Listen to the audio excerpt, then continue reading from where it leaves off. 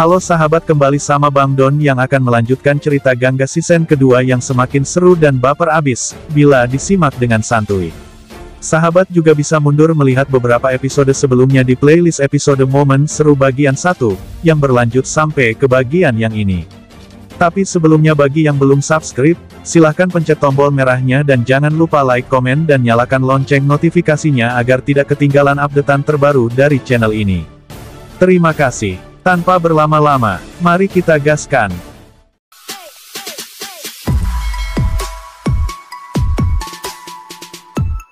Cerita berlanjut. Sagar bertanya pada semua orang, apakah kalian mendengar apa yang dia katakan? Dia adalah hakim yang sama yang membuat keputusan dalam setiap kasus. Dia ingat semua aturan hukum. Ayah tahu itu, karena itu dia tidak bisa menatap mata Gangga hari ini. Nenek meminta Sagar agar menghentikan semuanya. Tapi Sagar menolak. Dia melanjutkan, aku tahu nenek tidak suka mendengar kata-kata yang menentang putramu, bagaimana tidak? Semua ibu seperti itu. Tapi mengapa hal ini terjadi padaku? Bagaimana bisa hati kedua orang tuaku berubah menjadi batu? Madvi tak kuasa menahan emosinya, dia menangis. Nenek bertanya pada Sagar, apakah kau akan menghilangkan nama ayahmu dan kami? Dengar baik-baik, bukan saja aku, bahkan masyarakat ini tidak akan membiarkan siapapun meletakkan warna dalam hidup janda ini. Buka matamu, keluarkan janda ini dari hidupmu. Sagar lelah mendengar semua orang menyebut Gangga janda, tingali atu sirahna. Lihat keningnya, apakah kalian tidak melihat sindur di keningnya? Masyarakat ini mengakui seorang wanita berdasarkan sindur ini saja. Aku telah meletakkan sindur itu di keningnya. Kami saling mencintai. Panggil dia janda di hari ketika aku mati. Nenek menutup telinga dengan kedua tangannya. Niru tanpa pikir panjang mentabok Sagar dengan sangat keras. Gangga memegang pundak Sagar dengan sedih. Niru mengusir Sagar, pergi dari rumahku sekarang juga. Sagar menolak. Aku masih harus melakukan sesuatu. Ini adalah holi pertama bagi kedua menantu rumah ini. Bagaimana aku bisa pergi tanpa memberi warna pada mereka? Sagar mewarnai Supriya dan mengucapkan selamat holi padanya. Ini holi pertamamu di rumahmu. Maaf atas semua drama yang terjadi hari ini. Aku berjanji padamu suatu hari aku akan menebus semua ini untukmu. Suatu hari aku akan menjaga piring ini. Tradisi kalian, pemikiran kalian merampas semua warna dari hidup Gangga. Dulu para janda di asrama memecahkan semua gelang dan menghapus sindur dari kening Gangga dengan paksa. Kemudian Sagar melemparkan semua warna holi pada Gangga satu demi satu dan terakhir mewarnai keningnya dengan warna merah. Semua warna ini menjadi milikmu juga mulai sekarang. Semua orang terlihat tidak suka, hanya Supriya yang tersenyum bahagia. Sagar menggandeng tangan Gangga dan melangkah ke arah Niru. Ayah pasti merasa marah. Tapi aku tidak akan menyalahkan ayah, karena ayah seorang pengecut. Ayah membawa janda ke rumah demi mendapatkan nama dalam masyarakat. Sagar sambil menggandeng tangan Gangga pergi dari rumah Caturvedi. Para wanita sedang menari sambil berdoa di asrama janda. Sagar melemparkan kelopak bunga ke arah mereka semua. Semua kegiatan terhenti seketika. Gangga melangkah masuk. Semua janda terkejut melihat dia. Sagar meminta sudah menatap Gangga baik-baik. Apakah masih ada warna lain? Aku telah meletakkan semua warna padanya dan memenuhi kehidupannya dengan warna itu sekali lagi. Aku telah memutuskan semua hubungan dengan orang-orang yang kucinta. Madvi sambil menangis berkata, Sagar telah memutuskan semua hubungan demi Gangga. Nenek menimpali dengan sedih dan kecewa, segalanya kini telah terpecah belah. Niru menolak untuk membiarkan keluarga terpecah belah. Tak lama kemudian Pulkit masuk bersama seorang pengacara. Semua orang merasa heran, Madvi bertanya, kemana saja kau selama ini? Kami telah menunggumu. Kau tidak datang dalam perayaan Holi juga.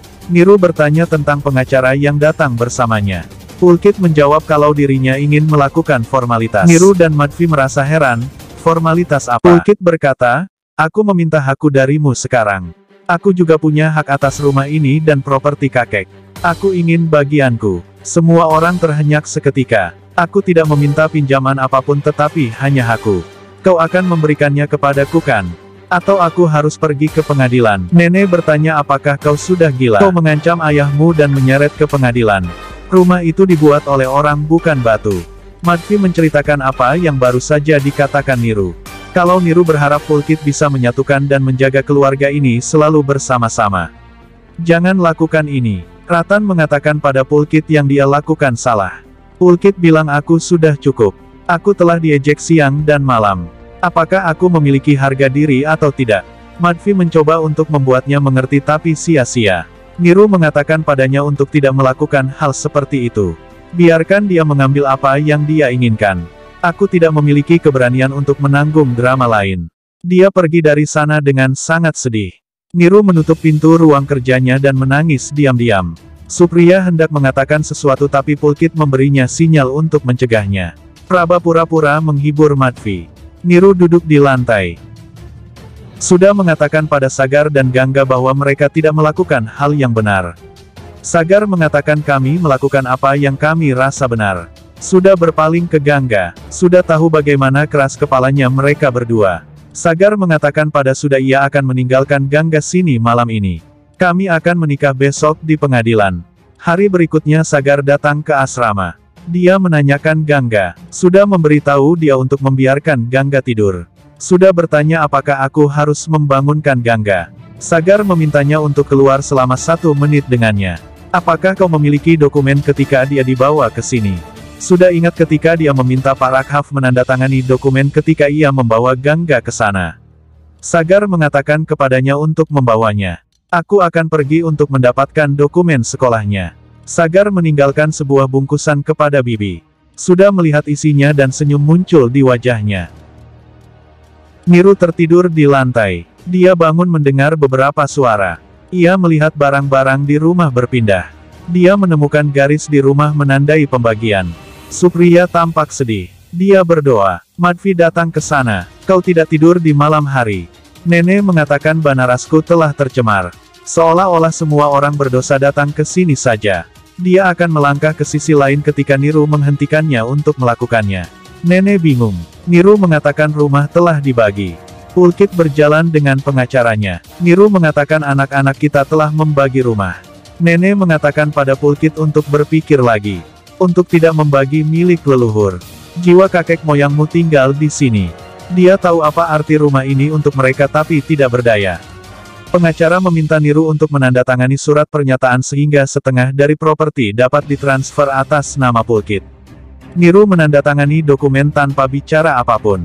Dia melemparnya ke lantai, meminta Pulkit untuk menyimpannya. Ini yang kau inginkan. Jangan datang ke depan mataku setelah hari ini. Pulkit meminta Madvi untuk tinggal bersamanya. Kau akan tinggal denganku. Niru mengatakan Madvi tidak akan pergi kemanapun. Pulkit menegaskan, hanya ibu yang mengerti aku. Kau harus memutuskan dengan siapa kau ingin tinggal sekarang, anakmu atau suamimu. Madvi mengambil langkah mundur. Pulkit mengatakan seorang hakim telah merampas seorang ibu dari anak laki-lakinya hari ini. Jangan datang ke sisi ini sekarang, datanglah jika mungkin aku hidup atau mati. Dia bertanya Supriya apakah dia akan ikut dengannya atau tidak. Apakah kau juga memutuskan untuk memutuskan hubungan denganku? Madvi menangis. Supriya melipat tangannya di dada di depan para orang tua di rumah. Aku sangat minta maaf. Mohon maafkan aku. Aku datang ke rumah ini berpikir bahwa aku akan hidup dengan kalian semua selamanya, tapi apa yang harus aku lakukan? Aku berjanji untuk bersama Pulkit. Aku harus berada jauh dari kalian. Madvi bilang aku membawamu ke rumah ini dengan begitu banyak harapan. Supriya mengatakan padanya untuk tidak menangis.